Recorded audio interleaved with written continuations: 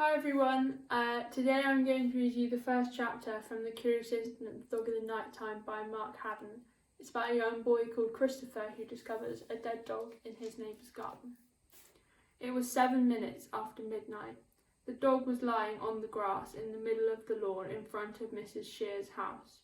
Its eyes were closed. It looked as if it was running on its side, the way dogs run when they think they are chasing a cat in a dream.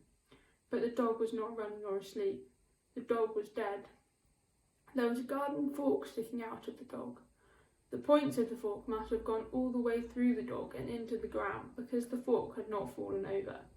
I decided that the dog was probably killed with the fork because I could not see any other wounds in the dog, and I do not think you would stick a garden fork into a dog after it had died for some other reason, like cancer, for example, or a road accident.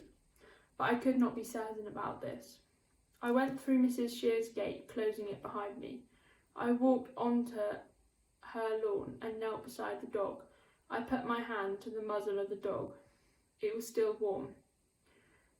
The dog was called Wellington. It belonged to Mrs. Shears, who was our friend. She lived on the opposite side of the road, 2 houses to the left.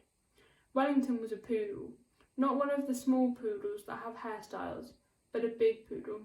He had curly black fur, but when you got very close, you could see that the skin underneath the fur was a very pale yellow, like chicken. I stroked Wellington and wondered who had killed him and why.